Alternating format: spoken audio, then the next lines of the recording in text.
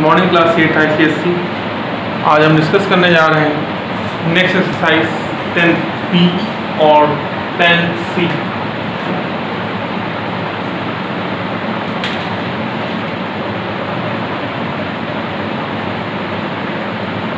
यहाँ पर डिस्कस करेंगे 10B और 10C। अभी तक हमने क्या देखा? डायरेक्ट वेरिएशन देखा। अब देखिए इनवर्स वेरिएशन।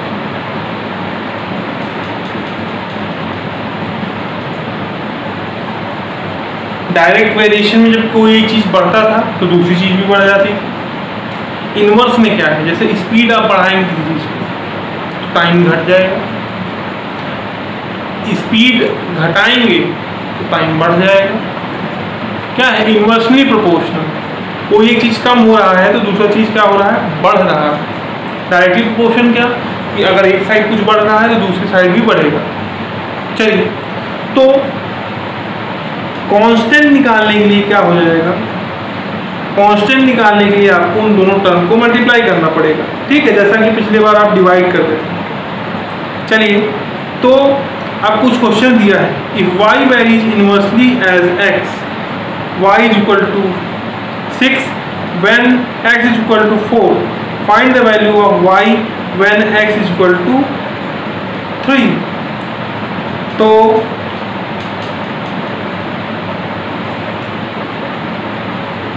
हमें पता है कांस्टेंट क्या होता है। जैसे x और y दिया हुआ है तो कांस्टेंट क्या हो जाएगा? x इंटू वाई हो जाएगा। तो पहले x क्या था? x जब 6 x कितना था? x जब 4 था तो y कितना हो गया? y हो गया आपका कितना? y दिया हुआ है कितना दिया हुआ? 6। चलिए, तो थोड़ा करते हैं इसको स्टेटमेंट के साथ, एक क्वेश्चन स्टेटमेंट के साथ करते हैं। तो आप बाकी क्वेश्चन जो है आप उसमें स्टेटमेंट्स करते रहिएगा, स्टेटमेंट्स की कोई आवश्यकता नहीं रहेगी। चलिए देखते हैं यहाँ पे क्या लिखा हुआ है। x and y are inversely, ठीक है, inversely variation,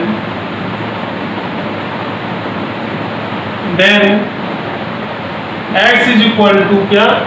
x is equal to 4 and y is equal to 6। तो हम क्या निकालेंगे? कांस्टेंट। तो कांस्टेंट क्या हो जाएगा? x into y. ठीक है, x इंटू वाई। तो 4 इंटू 6 क्या हो जाएगा? 24 हो जाएगा। अच्छा, फिर जब x when x is equal to not given and y is नहीं, x दिया हुआ है, x क्या है? 3, then find out y। तो इसको इक्वल रखेंगे तो x जो है हमारा x इंटू वाई जो होगा हमारा कांस्टेंट होगा वो किसके इक्वल होगा? 24 के इक्वल होगा। तो यहाँ पे है 3 into y is equal to 24। तो y इज इक्वल टू क्या हो गया? 24/3। डिवाइड करेंगे तो आंसर आ जाएगा 3 × 3 3 8 24। तो y की वैल्यू क्या आ जाएगी? 8 आ जाएगी। ठीक है, चलिए अब आप क्या करते हैं? स्टेटमेंट्स करिएगा। हम आपको क्वेश्चन समझा देते हैं, क्वेश्चन होंगे कैसे। ठीक है, चलिए आगे बढ़ते हैं।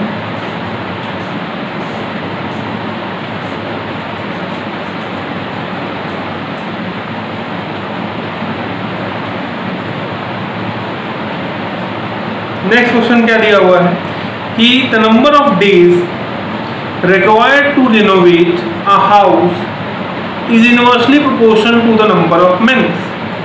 क्या है कि यहाँ पर नंबर ऑफ जो है, कितना नंबर ऑफ कहते हैं लोग काम करेंगे, जितना नंबर ऑफ लोग जितने ज़्यादा लोग काम करेंगे उतना कम समय लगेगा। सीधी सी बात है। अगर एक बिस्किट का पैकेट है, ठीक है, उसको 1 लोग खा सकते हैं, तो अगर 2 होंगे तो दोनों के हिस्से में जो बिस्किट है वो उनका हिस्सा कम हो जाएगा। वैसे ही अगर एक घर क्या है, अगर 10 लोग बनाते हैं तो 5 दिन लगेंगे, तो अगर 5 लोग बनाएंगे तो समय बढ़ेगा ना, क्योंकि लोगों की संख्या घट रही। तो यहाँ पे क्या दिया हुआ है, नंबर ऑफ डेज दिया हुआ है। नंबर ऑफ डेज को हम D से और नंबर ऑफ मेंस को M से रिप्रेजेंट कर देते हैं, तो हो जाता है हमारा DM। ठीक है, तो डेज है 12, 8 डैश 16, नीचे दिया हुआ है डैश 6 24 और डैश। तो पहले हमें कांस्टेंट पता करना है जो है K। तो K होगा क्या, 8 इंटू 6, तो 8 6 जा हो जाएगा 48, कांस्टेंट मिल गया।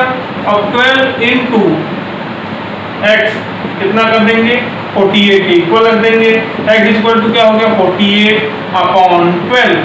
जब मल्टीप्लाई करेंगे, डिवाइड करेंगे तो क्या हो जाएगा, 12 4 या 48, यहाँ आंसर आएगा 4। यहाँ पे देखिए क्या होगा, तो हो जाएगा 24 into x sorry 24 into x equal to करेंगे, यहाँ पे भी वैल्यू मैंने मान लिया x है 48 के इक्वल। तो x इक्वल टू क्या हो जाएगा, 48 बाई 24, 2 जा मीन्स y की वैल्यू यहाँ पे क्या है, 2 आ गई। यहाँ पे देखेंगे तो ऐसे ही करेंगे, आप कर लेंगे, जरा देखते हैं, इसको भी कर लेते हैं। तो कहाँ गया, हाँ 16 इंटू एक्स इक्वल टू करते हैं 48, तो x इक्वल टू क्या हो गया 48 बाई 16, तो 16 3 हो जाएगा 48। तो x की वैल्यू यहाँ क्या आ गई, 3 आ गई। तो यहाँ पे नंबर ऑफ मेंस कितने रहेंगे, 3 रहेंगे। यहाँ नंबर ऑफ डेज 2 लगेंगे, क्योंकि मेंस यहाँ पे 14 हो गए हैं। जब यहाँ पे नंबर ऑफ मेन 6 है तो टाइम लगेगा 8 डेज, और नंबर ऑफ मेन 4 है तो आंसर टाइम कितना लगेगा, 12 डेज। ठीक है, जैसे कि हम लास्ट टाइम कर रहे थे, वहां पे क्या था, डिवीजन कर रहे थे। यहाँ पे थोड़ा सा चेंज है, वो क्या है, डिवीजन के बजाय हम यहाँ पे मल्टीप्लिकेशन कर रहे हैं। चलिए आगे देखते हैं।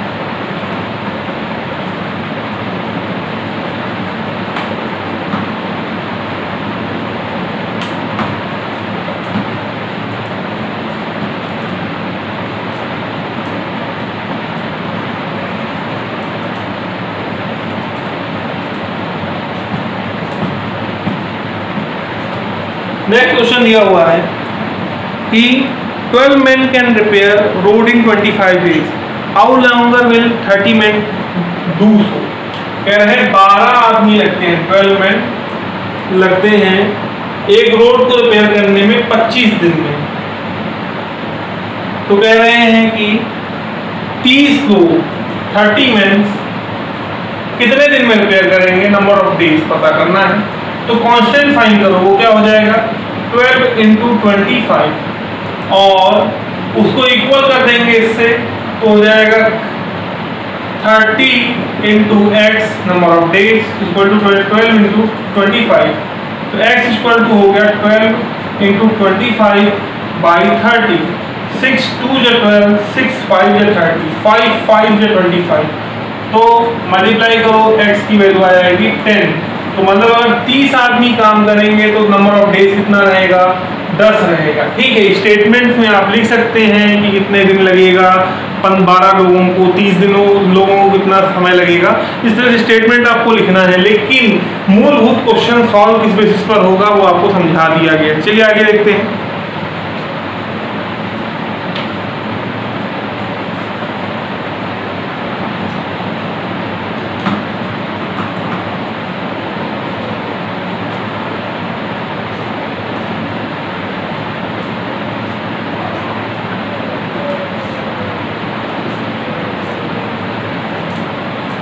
नेक्स्ट क्वेश्चन क्या दिया हुआ है, कह रहा है when a certain some of money is divided equally among 25 people each can receive 42 rupees.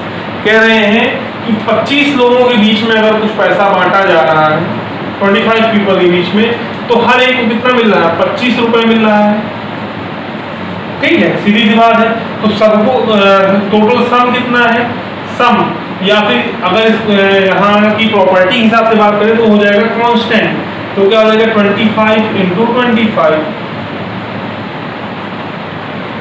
Sorry 42 है, 42 रुपीज़ मिलता है, तो यहाँ पे 25 इंटू 42 हो जाएगा, सॉरी 42। ठीक है, अब कह रहे हैं कि how much each person receive if the same has been divided equally among 30। अगर 30 लोगों के बीच में वही पैसा विभाजित किया जाएगा तो कितना सम मिलेगा, तो हमने यहाँ मान लिया क्या है, x मिलेगा, x रुपीज मिलेगा। ठीक है, तो कांस्टेंट हमें पता है, तो 30 इंटू एक्स इक्वल टू क्या हो जाएगा, 25 इंटू 42। तो x इक्वल टू हो जाएगा 25 इंटू 42 अपॉन 30। 6 7 या 42, 6 5 या 30, 5 5 25, तो हो जाएगा 35 रुपीज, 35 रुपए हर एक व्यक्ति को मिलेंगे अगर 30 लोगों में वही सम बांटा जाए। 25 लोगों में जो सम बांटा गया जिसमें 42 रुपए हर व्यक्ति को मिल रहा है, तो अगर वही सम 30 लोगों के समक्ष बांटा जाए तो प्रति व्यक्ति को 35-35 रुपए मिलेंगे। चलिए नोट कर लीजिए। इसी के साथ जो है यहाँ पर एक्सरसाइज 10B का डिस्कशन समाप्त होता है। अब हम डिस्कस करते हैं एक्सरसाइज 10C या फिर लास्ट एक्सरसाइज। अगला जो वीडियो होगा उसमें आपको अकेले एक चैप्टर का डिस्कशन दिया जाएगा, क्योंकि एक ही चैप्टर जो है उसमें सिर्फ एक ही एक्सरसाइज दिया गया है, चैप्टर 11, तो उसी का डिस्कशन रहेगा, कोई भी एक्सरसाइज मिक्स नहीं रहेंगी। चलिए लास्ट एक्सरसाइज देख लेते हैं 10 चैप्टर। अब यहाँ पे आता है कंपाउंड वेरिएशन। कंपाउंड वेरिएशन में क्या है कि जहाँ पे इनवर्स वेरिएशन भी हो रहा है और डायरेक्ट वेरिएशन भी हो रहा है, उसे कंपाउंड वेरिएशन कहते हैं। चलिए क्वेश्चन देखते हैं। कह रहा है कि 16 boxes of fruit, each boxes contain 20 kg। 16 boxes of fruit, कितने बॉक्स हैं फ्रूट के हैं? एक सर्कल बना लेते हैं, इस तरफ भी देखेंगे। 16 बॉक्सेस ऑफ फ्रूट हैं जिसमें हर बॉक्स में 20 kg है, 20 kg ईच, और उनका दाम क्या है, ₹480। ठीक है, तो अब कह रहा है what will be the price at the rate of 12 box each of 25 kg। अगर 12 बॉक्स हैं, बॉक्सेस हैं, फ्रूट है, और हर एक बॉक्स में कितना 25 kg है, तो यहाँ पे रेट पता करना है, रेट जो है पता करना है। ठीक है, तो कह रहा है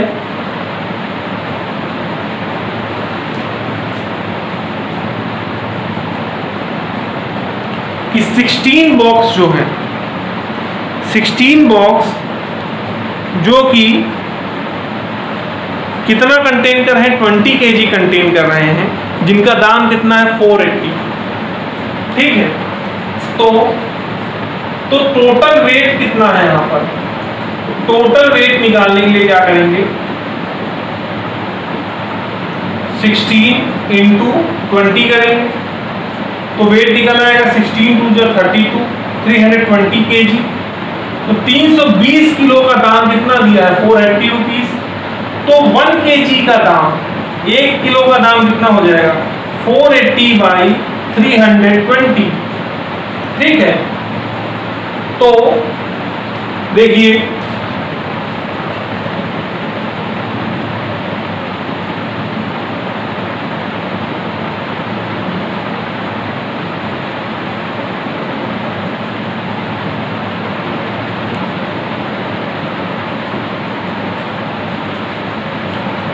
तो हमें क्या निकलेगा, 1 किलो का दाम निकलेगा। अब 25 12 को जो है वो क्या है, बॉक्सेस हैं, तो हो जाएगा 12 बॉक्सेस का, 12 बॉक्सेस क्या हो जाएगा, 480 बाई 320 इंटू 12, और हर एक बॉक्स का वेट कितना है, 25 kg।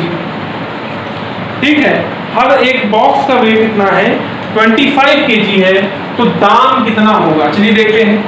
0 से यहाँ 0 कैंसिल आउट हो गया, 4 3 12, 4 8 32, 4 8 1 जा 8 और 8 6 जा 48, 6 3 जा 18, 18 5 जा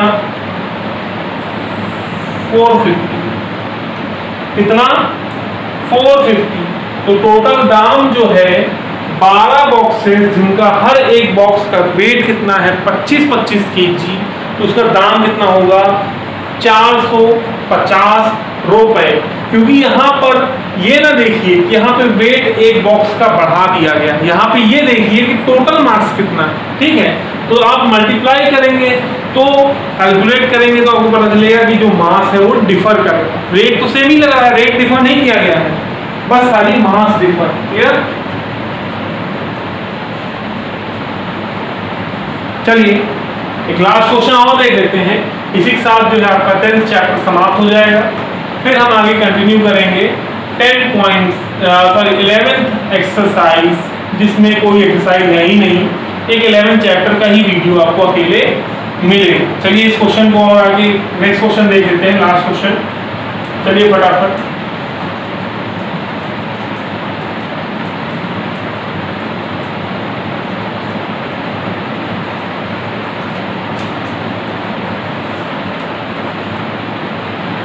नेक्स्ट क्वेश्चन दिया हुआ है, कह रहा है if 25 animals eat 5 bags of corn in 12 days. कह रहे हैं कि अगर 25 एनिमल हैं और 5 बैग कॉर्न कितने दिन लगाते हैं, टाइम लगता है उन्हें कितना दिन, 12 दिन। हाँ 12 डेज, 12 दिन में समाप्त कर देते हैं। तो how much 10 animal eat in 18 days. तो 10 जानवर 18 डेज में कितना कॉर्न खा लेंगे। तो अब ये क्वेश्चन जो है क्या कह रहा है, जरा देख लेते हैं। यही चीज सारी चीज लिखा है। चलिए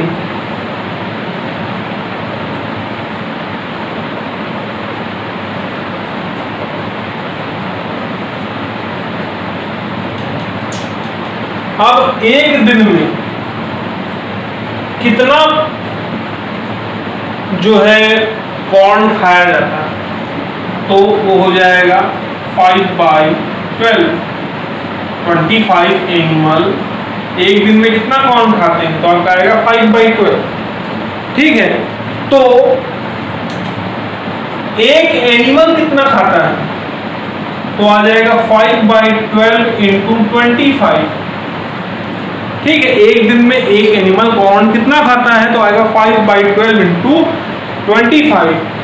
अब हमारे पास टाइम कितने दिनों का है, 18 डेज का, तो हो जाएगा 5/12 इंटू 25, ये जाएगा मल्टीप्लाई होगा 18। एनिमल्स कितने हैं, एक्चुअली 10, तो डिवाइड करिए 6 2 जा 12, 6 3 जा 18 और 5 5 जा 25, 5 2 जा 10, 5 1 जा 5, 5 1 जा 5, 2 और 2 कैंसल, तो मीन्स 3 बैग्स ऑफ कॉर्न चाहिए 18 डेज के लिए 10 जानवरों को। ये आपको आंसर मिल गया। चलिए एक्सरसाइज सॉल्व करिएगा 10B और C, और जो नेक्स्ट वीडियो है आपका 11 चैप्टर सिर्फ अकेले को मिलेगा, क्योंकि हमने आपसे जैसे बताया था लगातार जो है आपको वीडियोस जो मिल रहे हैं वो क्या है, 2-2 एक्सरसाइज के मिल रहे हैं, लेकिन अगला जो वीडियो रहेगा उसमें सिर्फ एक सिंगल एक्सरसाइज रहेगी। Thank you, good bye.